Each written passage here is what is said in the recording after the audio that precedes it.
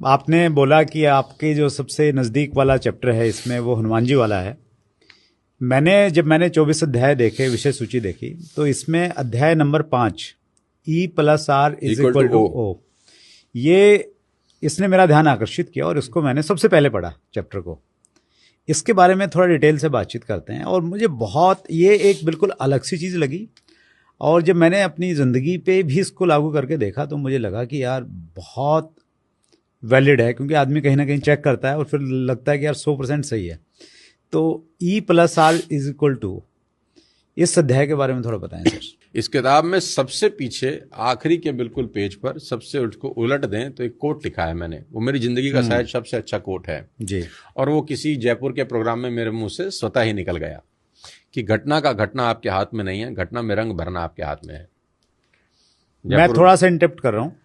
इस कोट को जब मैंने ये पढ़ा तो इसको आपके नाम के साथ मैंने 10 बार तो जरूर कोट कर दिया। अरे अरे अरे अरे, अद्भुत है ये अपने आप में। जयपुर के एक इवेंट में मेरे मुंह से निकल गया। स्टेज पे कभी कभी निकल जाता है, आपके मुंह से बहुत कुछ निकलता है, लेकिन कुछ ऐसी चीजें होती हैं जो कल्ट हो जाती हैं कि फिर यार फिर दोबारा नहीं बोली जा सकती। कि घटना का घटना आपके हाथ में नहीं है, घटना में रंग भरना आपके हाथ में है। तो ई तो है घटना, जिसको बोलते हैं इवेंट, राइट। और आर जो है उसमें रंग भरना, जिसको बोलते हैं रिस्पॉन्स, और ओ है उसका आउटकम। कि घटना आपके हाथ में नहीं है, इवेंट कुछ भी हो सकता है। आपके घर में प्रॉब्लम हो गई, आपकी टीम खराब हो गई, कोई भी नकारात्मक बात आपके साथ हो गई, अब उस पर आपका रिस्पॉन्स डिसाइड करता है कि आउटकम कैसा आएगा। कभी कभी क्या होता है, छोटी सी घटना में हमारा रिएक्शन इतना खराब होता है कि घटना तो तिल मात्र की होती है और रिएक्शन इतना हमारा खराब होता है कि आउटकम और बर्बाद हो जाता है।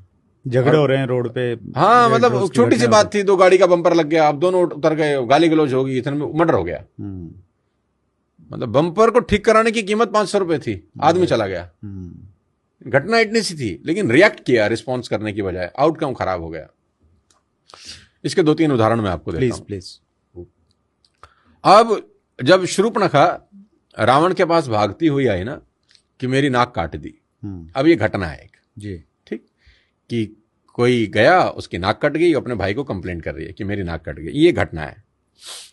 अब इसका रिस्पॉन्स क्या है? अब रावण ने इसका रिस्पॉन्स ऐसे दिया कि बहना छोड़ूंगा नहीं, जिसने तेरी नाक काटी है उसको तो मैं दिखाता हूं अब। ये है रिस्पॉन्स। आउटकम में क्या हुआ? पूरा कुल समाप्त हो गया। ठीक, रिस्पॉन्स ऐसा भी हो सकता था कि वो शूर्पणखा से पूछ लेता कि तू वहां करने क्या गई थी। मतलब काउंटर क्वेश्चन पूछता ना कि तू क्या करने गई थी वहां, बता, सच सच बता, वहां तुम्हारे बीच में हुआ क्या। ये क्रॉस चेक करने दे मेरे को। हाँ, मुझे एक बार पता कर लेने दे कि मेरे वो उनका पॉइंट ऑफ व्यू भी जान लूं, जिन्होंने तेरी नाक काटी है, कि इन्होंने नाक काटी क्यों। तो अगर ये 3 सवाल पूछ लेता कि वहां हुआ क्या, तू वहां करने क्या गई थी, एक बार मैं उसका पक्ष भी जान लूं, तो रिस्पॉन्स बहुत बेहतर होता।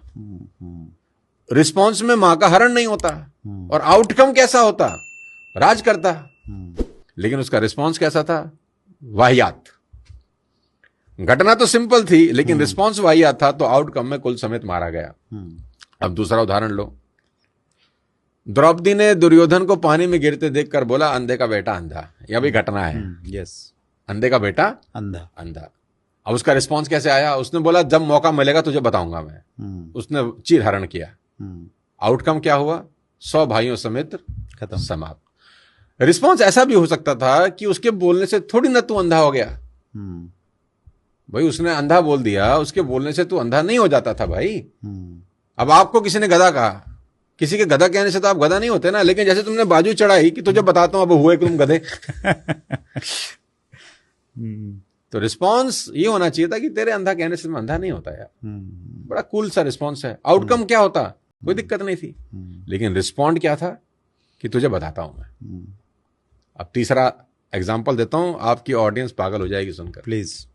तीसरा एग्जाम्पल इसका यह है कि इवेंट इतना खतरनाक है, और रिस्पॉन्स देखना फिर आप। इवेंट ऐसा है कि सौतेली माँ राम को कहती है 14 साल के लिए चला जा। सौतेली माँ, बायोलॉजिकल माँ भी नहीं जी, 14 साल के लिए चल। कितना खतरनाक इवेंट है। निरपराध आदमी जिसकी कोई गलती नहीं है, उसको बोला जा रहा है तो 14 साल के लिए चला जा। अब रिस्पॉन्स देखो। उसने कहा, माँ बस इतनी सी बात। आउटकम देखो कि वो एक राजा मर्यादा पुरुषोत्तम भगवान राम में कन्वर्ट होके लौटे 14 साल के बाद। ये है आउटकम। और आउटकम इवेंट की वजह से डिटरमाइन नहीं होता, आउटकम रिस्पॉन्स की वजह से डिटरमाइन होता है। अब 3 आपको मैंने अलग अलग एग्जाम्पल दिए, पहले 2 में रिस्पॉन्स इतना वाहियात था, कुल समाप्त हो गया, और तीसरे में रिस्पॉन्स इतना शालीन था कि आज युगों बाद भी भगवान राम की चर्चा होती है सिर्फ उस एक रिस्पॉन्स के कारण। अगर वो अटक जाते उस दिन कि मैं नहीं जाता, मैं कैसे चला जाऊं, गृह युद्ध हो जाता। लेकिन रिस्पॉन्स इतना शानदार था कि अरे भरत बना मैं बना एक ही बात है। देखो कमाल हो गया है। सारा खेल उस आर का है वत्स साहब, जो ई के बाद आता है।